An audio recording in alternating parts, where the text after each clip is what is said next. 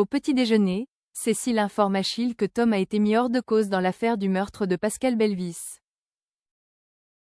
Face à cette excellente nouvelle, l'adolescent s'imagine déjà que ses amis vont bientôt rentrer à Montpellier. De leur côté, Nathalie et Karine annoncent la bonne nouvelle à Alix. Bien que Tom et Maëva soient injoignables, la galeriste leur promet de trouver une solution pour les contacter au plus vite. Pendant ce temps, Hélène rencontre l'experte en psychiatrie et lui confie combien elle se sent apaisée. Plus tard, la police fait le point sur l'enquête. Hugo, qui vient de s'entretenir avec la psychiatre, informe ses collègues que cette dernière souffre d'une dissociation de la personnalité. Hélène reconnaît que le meurtre qu'elle a commis est condamnable mais elle est convaincue d'avoir fait une bonne action. Pour Yann, il est possible qu'elle joue la comédie afin d'éviter la prison. Pour sa part, Hugo souligne qu'elle n'est pas sous traitement et qu'elle a clairement agi de façon consciente. Elle ne pourra donc pas se cacher derrière ça. De plus, Hugo estime qu'Hélène est dangereuse, qu'elle soit sous traitement ou non. En parallèle, Johanna informe Hélène qu'elle va être déférée au dépôt du palais de justice puis présentée devant la juge. Elle ajoute que vu ses antécédents, il est peu probable qu'elle bénéficie d'une mesure de liberté sous contrôle judiciaire. Elle devrait donc rester en prison jusqu'à son procès. Mais Hélène s'en moque. En effet, cette dernière s'en veut d'avoir causé du tort à Tom alors que c'est un garçon touchant. Hélène ne voulait que son bonheur et prie Johanna de lui dire qu'elle s'excuse pour tout le mal qu'elle lui a fait.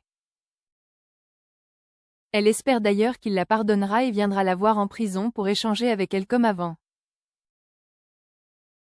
Quelques heures plus tard, Hélène est menottée puis transférée chez la juge. De retour au cabinet, Johanna explique à Florent qu'elle n'est pas optimiste pour la suite, surtout qu'Hélène refuse d'exprimer le moindre remords. En d'autres termes, elle se saborde. Florent lui raconte alors qu'elle a eu la même attitude lorsqu'elle a été accusée du meurtre de son amant. D'après lui, elle est complètement tarée. À quelques pas de là, Nathalie reçoit un appel de Tom qui lui annonce qu'il ne reviendra pas à Montpellier. Un coup dur pour Nathalie qui s'effondre en larmes. À la coloc, Fleur est tellement absorbée par son téléphone qu'elle n'entend pas Thiago arriver dans la cuisine. La trouvant tendue en ce moment, l'adolescent cherche à savoir ce qu'il se passe. Bien évidemment, Fleur esquive la discussion en lui faisant croire que tout va bien. Plus tard, Ludo conseille à Fleur de parler à son fils de ce qui la tracasse en ce moment. Seulement, Fleur refuse de lui dire qu'elle pense toujours à Damien. S'il est son grand amour, Fleur sait pertinemment que pour Thiago, il est l'homme qui l'a abandonné et qui a surtout fait exploser sa famille. Il faut dire que Fleur s'est disputée avec sa mère après son départ car elle a toujours été persuadée que Clémence avait dénoncé Damien à la police. Elle a donc embarqué Thiago puis quitté le domicile familial. Depuis, elle n'a jamais revu sa mère et n'a jamais été capable de lui pardonner. Après lui avoir fait promettre de ne rien dire, Fleur confie à Ludo que Damien l'a recontacté par message. En pleurs, elle déclare qu'elle l'aime encore. Dans la matinée, Margot et Ludo se retrouvent pour boire un café. L'occasion pour eux de rattraper le temps perdu depuis leur séparation.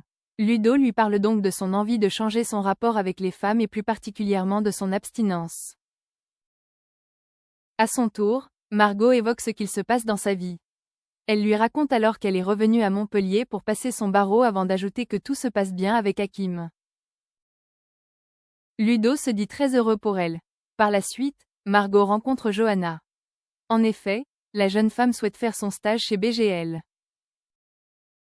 Bien évidemment, l'avocate accepte et se dit même ravie de l'accueillir pendant 6 mois.